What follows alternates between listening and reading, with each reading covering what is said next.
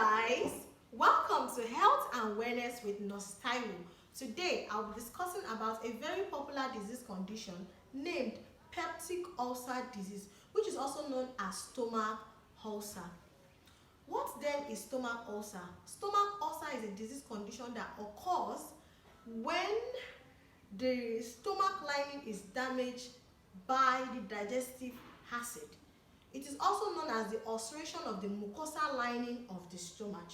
Before we go into what peptic ulcer disease is all about, let's discuss about the organ that is affected.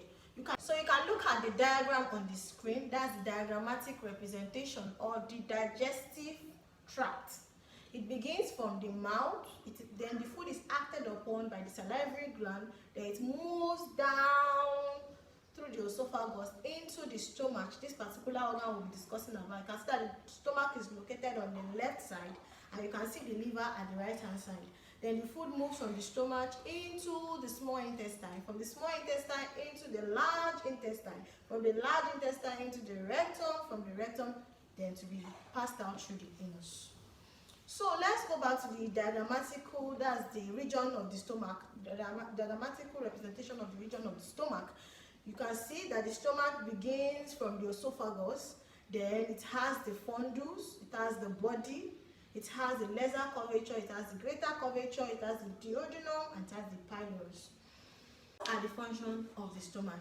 The function of the stomach, the major function is it serves as the temporal storage of food, and it also helps the churning movement of the stomach, which helps our food to mix with the gastric acid and the digestive enzymes that helps to break down the food into smaller and absorbable form.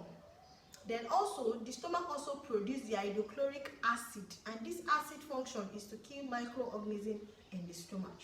What causes this stomach ulcer or peptic ulcer disease? The major cause is infection, that is infection with bacterium, which you call the helicobacter pylori, or also known as H.pylori. Then it's also caused by long-term use of non-steroidal anti-inflammatory drugs such as aspirin, ibuprofen, that is the drugs you get over the counter. If I have small headache, you just go to the chemist, they will just give you drugs that you don't even know what their function is. So prolonged use of this drug can result into stomach ulcer. Signs and symptoms of peptic ulcer disease. The first here is dyspepsia, which is the burning sensation in the chest or in the left side of the abdominal cavity. The pain is described as if something is peppering you in your chest. So another signs and symptoms, the second one here is loss of appetite. So some people would not want to eat again because they feel that if they eat, it will pepper them on they will feel peppery sensation on their chest. Then another signs and symptoms is bloating. You'll be feeling as if you are full even when you are not eating anything. Some people will say, my stomach is even big, I'm feeling as if I've eaten. So that's another signs and symptoms of the condition. Another thing is acid reflux, and then indigestion. So this indigestion, you feel as if the food you are eating is coming back to your throat, and you're even tasting it in your mouth as like kind of sour taste. So if it's not still properly noticed and properly taken care of, it can result into hematemesis, that's the vomiting of blood. It can go as worse as that. But people don't know that ulcer can kill. So that is why I'm here to enlighten us. Also, the person can also start passing out soup that contains blood, which is called the melena, and also maybe having diarrhea too. So those are the signs and symptoms. So what are the complications of this stomach ulcer or peptic ulcer? If it's not well managed, what can happen? It can result into upper gastrointestinal bleeding. That is, the person will begin to continue to vomit blood, and then if not still managed properly, to result into anemia because blood will be lost, and it can also result into loss of life. It can also result into gastric outlet obstruction. It can result into perforation, which will now require surgical intervention. So what are the investigations that will be done? First of all, you first report yourself to the hospital, where you need to go through different tests, such as blood tests to test for the H.pylori. They can also do stool analysis to check for the microorganism. and also they can also do investigations such as barium swallow, etc. So let me discuss about the management of peptic ulcer disease. So if you already have ulcer, if you're already diagnosed of ulcer, what should you do? You have to reduce the intake of spicy food that have too much pepper, too much salt, or too much maggi. All this can initiate the pain.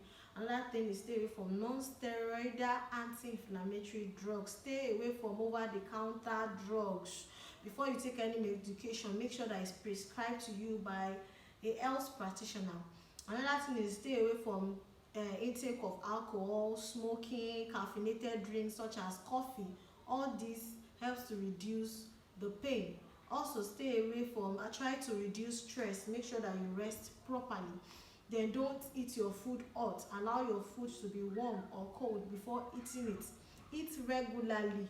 At times when you are feeling that bloating, you might not want to eat, so you can eat your food in smaller quantities, but make sure that you eat regularly so that the acid will see food to act on. So citrus fruits are the type of fruit that contains citric acid, such as majorly oranges, limes, tangerines, etc.